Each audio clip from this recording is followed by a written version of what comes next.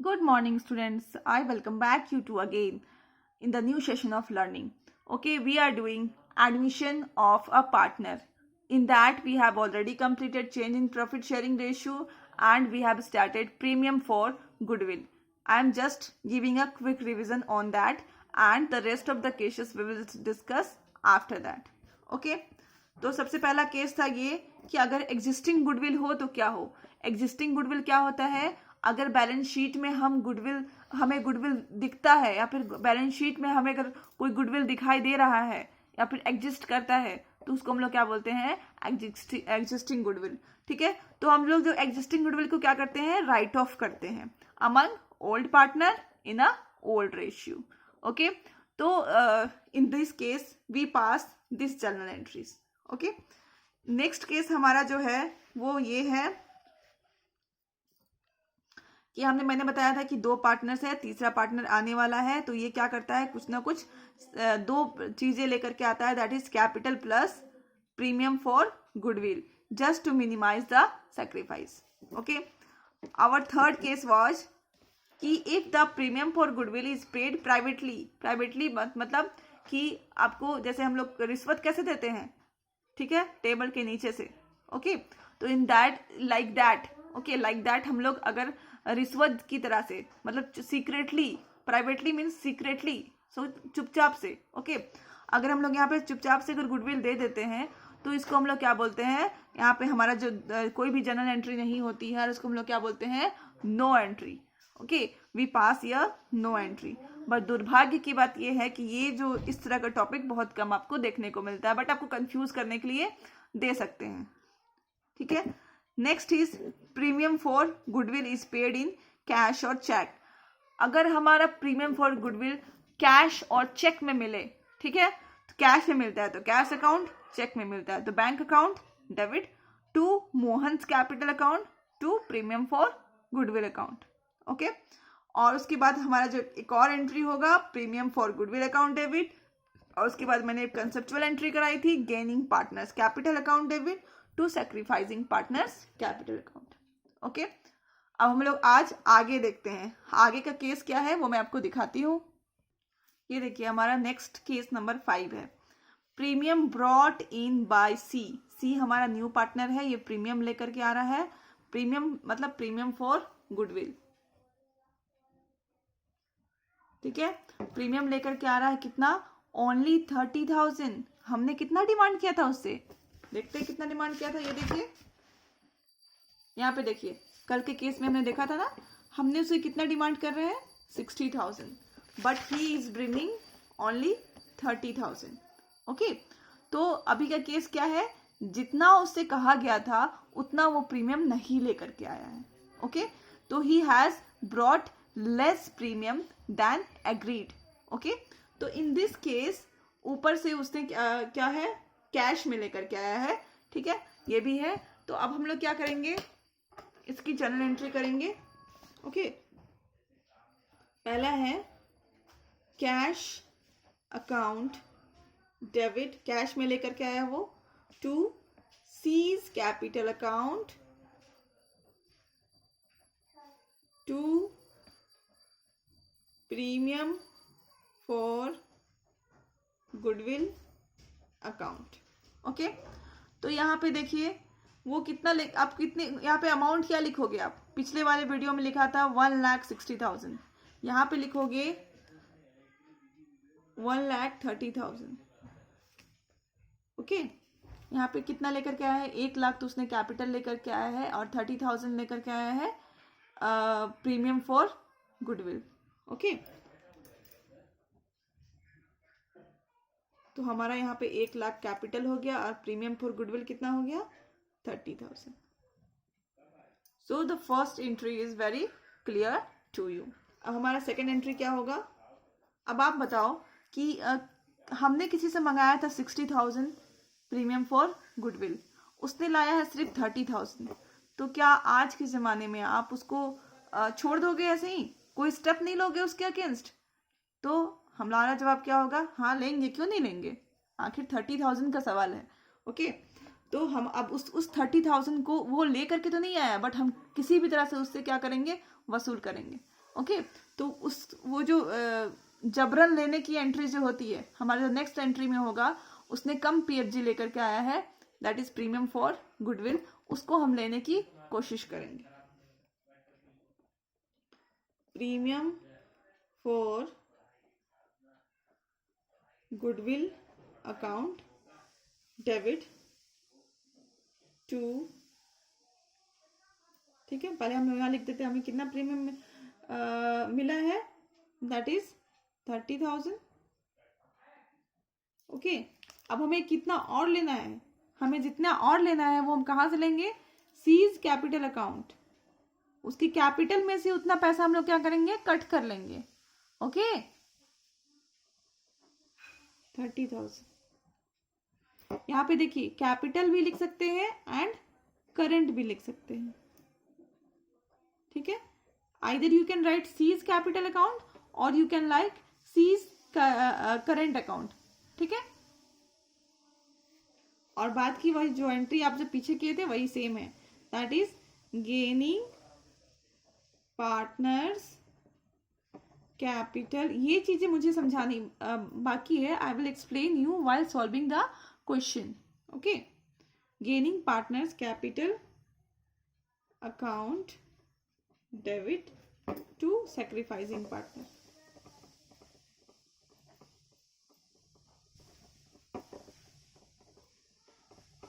Okay, then our next case,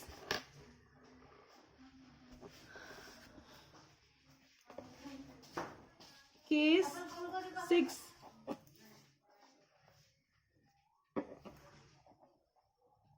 premium for goodwill brought in by C in kind। Kind क्या कहने का क्या मतलब है, काइंड कहने का मतलब ये है कि उसने पैसा भी नहीं लाया, ना ही बैंक के थ्रू आया, ना ही कैश के थ्रू आया, मतलब ना ही चेक लेकर के आया, ना ही कैश लेकर के आया, वो काइंड लेकर के आ रहा है। काइंड मत कहने का मतलब है कि मान लो दो पार्टनर है यहाँ पे ए एंड बी, तीसरा पार्टनर है सी, ठीक है, ये फॉर्म में आना चाहता है और ये क्या कहता है कि भाई मेरे पास, मैं आना तो चाहता हूँ लेकिन मेरे पास कोई भी कैश नहीं है। तो ये दोनों बोलते हैं भाई तुम्हारे पास कैश नहीं है तो तुम मत आओ। तो ये क्या कहता है कि मैं कैश के बदले मेरे पास बहुत सारी चीजें हैं, हो सकता है लैंड हो सकता है, ठीक है, लैंड, देन हो सकता है बिल्डिंग हो जाए इसके पास, बिल्डिंग, देन हो सकता है इसके पास मशीन्स हो, ओके, देन हो सकता है इसके पास व्हीकल हो, ठीक है, ओके, तो ये सारे चीजें जो हैं वो लेकर के वो आ सकता है, ठीक है। Neither he will give the cash for capital nor he will give the premium for goodwill in cash, he will give the this things, okay, तो he will give any of the things which is demanded by these two partners, okay. तो अभी हम क्या करते हैं, कुछ बच्चे क्या करते हैं ना कि असेट्स अकाउंट लिख करके, मान लो ये जो बेचारा सी है वो 4 असेट्स लेके आ रहा है, लैंड, बिल्डिंग, मशीन, 3 असेट्स लेके आ रहा है सपोज, तो क्या करते हैं कुछ बच्चे, तो तीनों को ऐड कर देते हैं, असेट्स अकाउंट डेबिट करके निकल लेते हैं। ऐसा हमें नहीं करना है, हमें इंडिविजुअली करना है। अगर हमारे पास लैंड आया तो लैंड अकाउंट डेबिट, बिल्डिंग आती तो बिल्डिंग अकाउंट डेबिट, मशीन आती है तो मशीन अकाउंट डेबिट, व्हीकल आता है तो व्हीकल अकाउंट, मतलब इंडिविजुअली हमें सारी असेट्स के नाम लिख करके एंट्री करनी है। बट यहाँ पे हम क्या करेंगे, बस हम लिख रहे हैं अभी असेट्स अकाउंट क्योंकि हमारे पास अभी और कुछ है नहीं, ओके। तो हमें just we are going through the example, so I am just writing the name of the assets, मैं बस असेट्स अकाउंट लिख रही हूँ। बट आपको क्या याद रखना है कि आपको जो भी क्वेश्चंस में दिया है, सपोज लैंड दिया है तो लैंड अकाउंट, बिल्डिंग दी है तो building account, okay, land account debit to C's capital account to premium for goodwill account, okay. तो इसके बाद का जो एंट्री था, ठीक है, this entry, I am talking about this entry, this are same. तो यहाँ पे मैं लिख दे रही हूँ रेस्ट एंट्रीज आर सेम। ठीक है, अब मैं आपके लिए कुछ लिख रही हूँ, बस उसको ध्यान से आपको सुनना है। Okay, I am writing something for you. देखिए, इस जितने भी केसेस हमने अभी यहाँ तक पढ़ा, ठीक है, उसमें एक चीज कॉमन था कि हमने जो प्रीमियम फॉर गुडविल दिया था वो बिजनेस में ही रिटेन हो रहा था, मतलब वो बिजनेस के लिए ही यूज हो जा रहा था। Okay, but in some cases partners क्या होते हैं, क्या करते हैं इमरजेंसी टाइम में, ठीक है, मान लो चलो मैं पहले लिख लेती हूँ, मैं यहाँ पे लिखती हूँ, ठीक है, आप ध्यान से सुनो। In all the above cases it is assumed that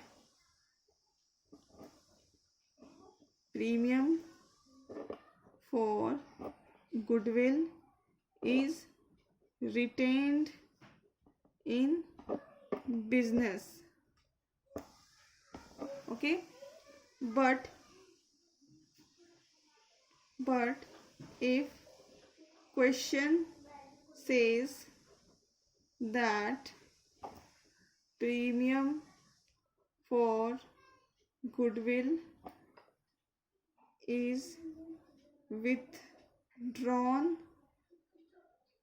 then one additional entry is passed. Okay, कहने का मतलब ये है, ये देखिए आपको बहुत ही क्लियर कर दिया गया है कि हमेशा क्या होता है कि प्रीमियम फॉर गुडविल जो होता है बिजनेस में ही रह जाता है, ठीक है, लेकिन अगर कोई केसेस में ऐसा होता है कि इसको पार्टनर विड्रॉ कर ले रहे हैं तो एक और एंट्री विड्रॉल की एंट्री, ओके, आपको और भी एक एंट्री ऐड करनी पड़ेगी, that is for withdrawal of premium for goodwill. Okay, तो हम लोग पहले केस देखते हैं, इसको समझते हैं पिक्चर के थ्रू। ठीक है, मान लो एक पार्टनर है, ठीक है, ये दो पार्टनर हैं, ठीक है, ये तीसरा पार्टनर दैट इज सी है बेचारा, ए बी एंड सी।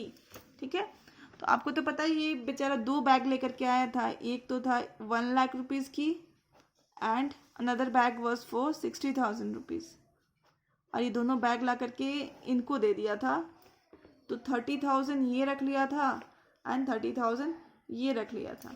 तो हर एक केसेस में आपको क्या बताया जा रहा है कि ये जो 60,000 है इसको बिजनेस में ही रिटेन किया जा रहा है, ठीक है, मतलब बिजनेस के लिए ही इसको यूज किया जा रहा है।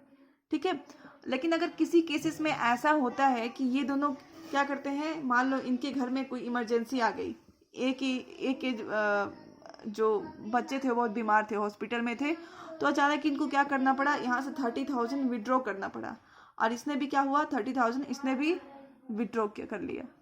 ठीक है, तो इस केस में एक आपको एक्स्ट्रा एंट्री पास करनी पड़ती है। ओके, वो एंट्री है partners capital account debit to cash account being premium for goodwill withdrawal. Okay, ठीक है, अभी हम लोग क्या करने वाले हैं, केस नंबर 6 डिस्कस करने वाले हैं। केस नंबर 6 का नाम है हिडन गुडविल। अभी हिडन गुडविल क्या होता है, मैं आपको आई am just giving you a concept of hidden goodwill and अभी आपको लगेगा कि हिडन गुडविल कितना डिफिकल्ट है, समझ में नहीं आ रहा है, तो हम लोग इसका एप्लीकेशंस और इसको अच्छी तरीके से कब सीखेंगे, जब हम लोग इसके ऊपर एक क्वेश्चंस करेंगे। आई am just giving you questions and just I am introducing it. Okay, when premium for goodwill is not given, ठीक है, जब आप हमारा क्वेश्चन ऐसा रहेगा कि उस पर हमें प्रीमियम फॉर गुडविल नहीं दिया हुआ है, या फिर कोई भी फर्म का गुडविल जो होता है वो भी नहीं दिया हुआ है, तो हमें क्या मानना पड़ेगा, ये मानना पड़ेगा कि ये क्वेश्चन गलत है। कुछ लोग ऐसे ही मान लेते हैं, बट ऐसा नहीं होता है। हमें ये मानना पड़ेगा कि जरूर उसमें कोई हिडन गुडविल क्वेश्चंस में है। ओके, तो things are very clear to you. पहली चीजें जो क्या है कि जब प्रीमियम फॉर गुडविल हमें अगर क्वेश्चंस में नहीं दिया हुआ है और साथ ही साथ premium goodwill of the firm is also not given, okay, तो हम लोग क्या मानते हैं कि वहां पे क्या होगा, एक हिडन गुडविल होगा। ओके, क्वेश्चन में क्या होगा, हिडन गुडविल होगा। तो हम लोग उसका अभी स्टेप वाइज देखते हैं। अगर हमें हिडन गुडविल वाला क्वेश्चन मिल गया तो हम कैसे करेंगे। Step 1, step 1, total capital is equal to new partners capital plus into reciprocal of his shares। Okay, step number 1 में हम लोग क्या करेंगे, टोटल कैपिटल लिखेंगे is equal to new partners capital into reciprocal of the of his shares. Okay, ये हम लोग step number 1 में करेंगे। ठीक है, हम लोग स्टेप 2 डिस्कस करते हैं अभी। स्टेप 2, ओके, इसमें नेट वर्थ लिखते हैं। Net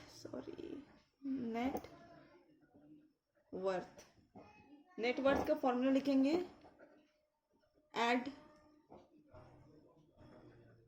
adjusted old partners capital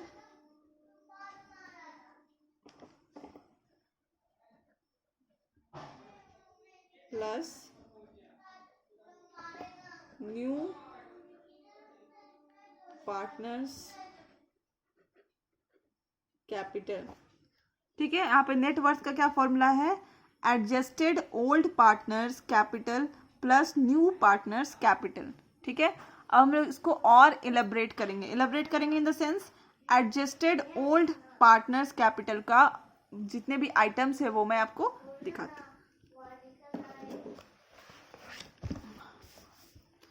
Here adjusted old partners capital R। ठीक है, old partners capital plus free reserves plus revaluation profit plus minus accumulated, जिसको मैंने आपको सिखाया था ना कबाड़, losses minus revaluation losses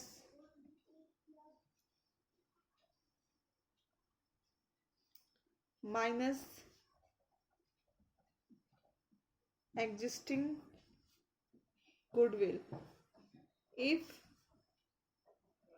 given in question.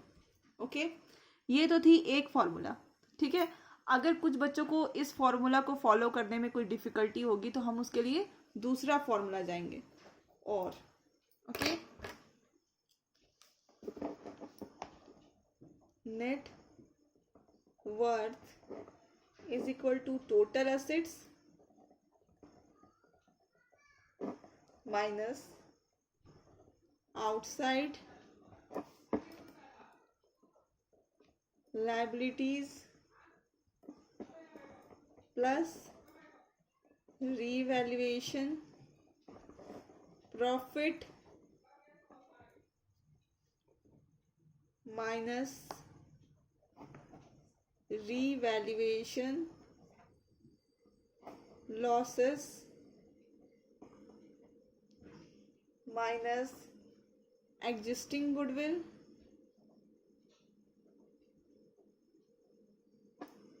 if any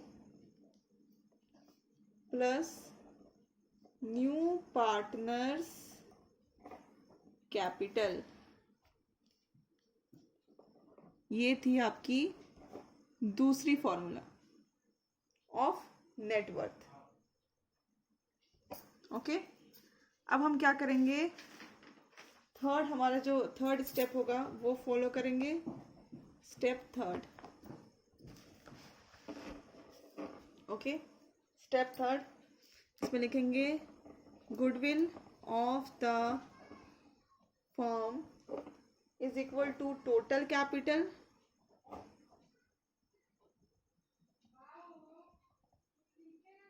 ठीक है, माइनस यहाँ करते हैं minus total capital minus net worth. इसको हम लोग ऐसे भी समझ सकते हैं, टोटल कैपिटल हमें कहाँ मिलता है, स्टेप 1 में, और नेट वर्थ हमें कहाँ मिलता है, स्टेप 2 में। ओके, तो simple way step 1 minus step 2। Okay,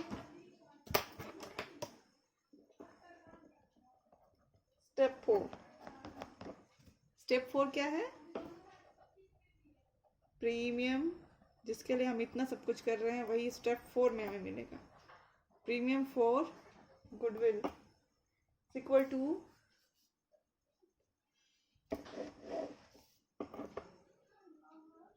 goodwill of the firm into new partners share. Okay, so we have completed this topic of hidden goodwill. In the next video we will start solving the questions related to this topic, and I will again explain you the concept with the help of the questions. Okay, so thank you and keep learning.